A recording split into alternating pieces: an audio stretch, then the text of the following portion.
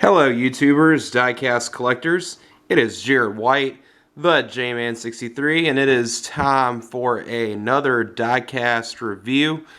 This time I have an Ed Roth / Tom Daniel review. I have two very iconic cars from the era of when show cars were really awesome, the Red Baron and the Beatnik Bandit. So, without further ado, let's crack on with this review. The first thing I'm going to show you guys is, of course, the Ed Roth Beatnik Bandit. This is a Hot Wheels model, and this was made around, I'm going to say, 2000 something. I'm not sure exactly when it was made. But up here you can see the front end. It was pretty well detailed. You can see the grille, the headlights. You can see the little chrome spears in the front that are separate pieces. And you can see that the steering actually does work, which is pretty awesome.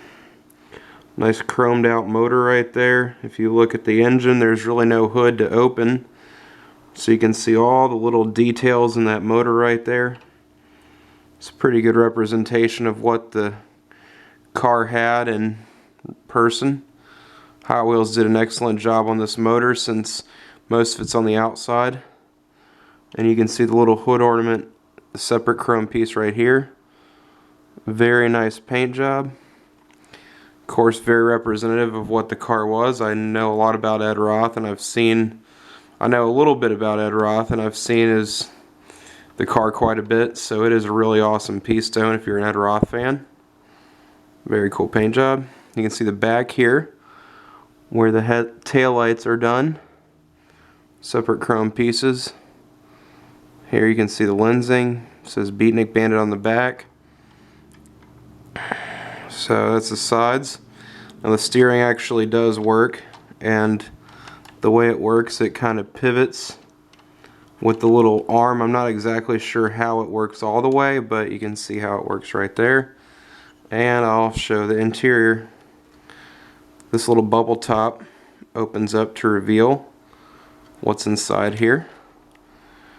Seats, a nice tan interior. There is no carpeting on here, but still a pretty nice model. You really can't expect much more, you know, for 20 bucks, which is what I think this originally was back then. So it's a pretty good model. But you can see as the wheels steer, this little steering stick turns, which is very cool feature. And you can see the single gauge right there. So it's a pretty bare bones interior, pretty simplified. And they can close a little plastic bubble, and it stays shut pretty well. Alright, and the wheels are pretty nice chrome. I don't think there's any brake discs back here, but you can see they're a nice chrome finish. And of course back here you can see the pinstriping, which is well done and represented back in the trunk lid. And the only thing that opens is the bubble, so this is going to be a very short review. Now I'll show you the underside real quick. And there's that steering mechanism. I'm not exactly sure how it works, but it's pretty cool. And here's the chassis. And most of it's pretty simplified. Of course, the transmission pan and transmission is all there. And then you got your drivetrain back here. And you can see all your suspension that's built up like it should be, which is pretty nice. You can even see all the leaf springs and stuff back there. It doesn't actually work, but it is all there, which is pretty nice to see. Alright, so all in all, I think this is a very good model. If you like the Beatnik Bandit, I would highly recommend this to anybody who's a big Ed Roth fan. Usually you can pick this up to 25 to 30 on eBay, depending on who you buy it from. So it's a pretty nice model. Alright, so there's that one. Now, on to one of the cooler models I own, and this review has been a long time coming because I think I've had these models for now. The Beatnik Bandit, I've had it for almost 2 or 3 years. This I've probably had for more than 4 years now, 3 or 4 years. It's been a long time coming. Now the first thing you'll notice is that the scale of this one, I'm not sure if it's 1/18 or larger, but this is pretty big compared to the Beatnik Bandit. I don't think these would actually be in scale. I'm not sure, but you can see the Tom Daniel tires right here from the outside. You got a nice iron cross right here. Now this is the gold edition. I'm not sure how rare this is compared to the others, but it is pretty cool.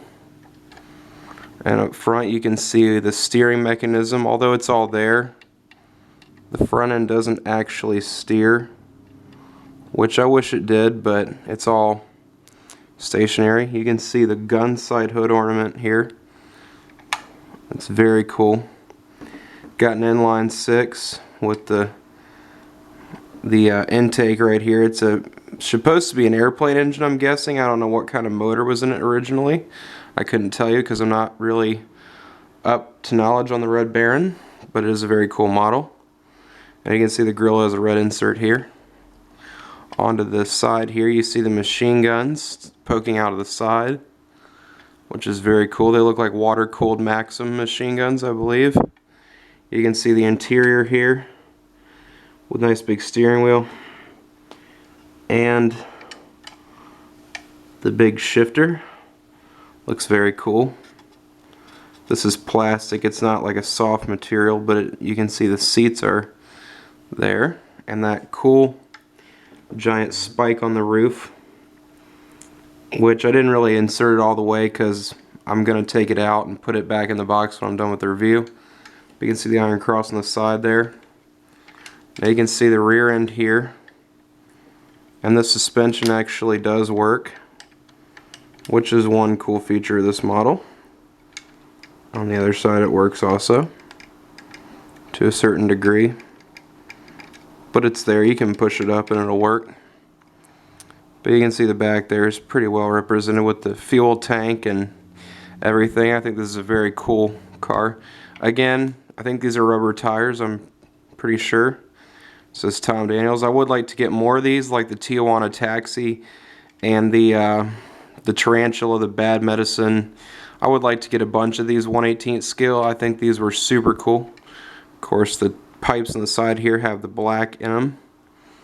All in all, I think it's a very nice model. Now here's the underside right here.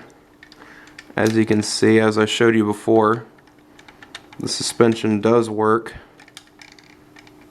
I don't sure how that, I think that's like not connected there, and that's how the suspension kind of independently works. But it's pretty cool, and you can see all the diff painted up, all the paint detail is in that. Not sure I showed that, but it's pretty nice. There's the underpan. So all of the componentry is there, so it's pretty cool.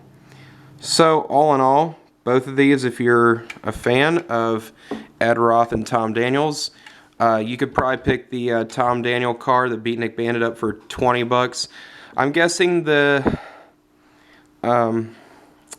Beatnik Bandit will be cheaper than this one because the Red Baron's rare. It's harder to find. But in any case, if you're looking for a good model to pick up, either one of these I'd recommend. They're pretty nice. Even though they were done a couple years ago, they are pretty awesome models. And all in all, I'd say I'd give both of these models a full 10 out of 10. There's really no complaints I have. I mean, they may not be super well detailed for like real modelers who know the cars inside and out with like wiring and everything. But, you know, if you're going to, pick these up, I don't think you can do, any better than, just having a model you can display on the shelf. I mean, they are pretty awesome.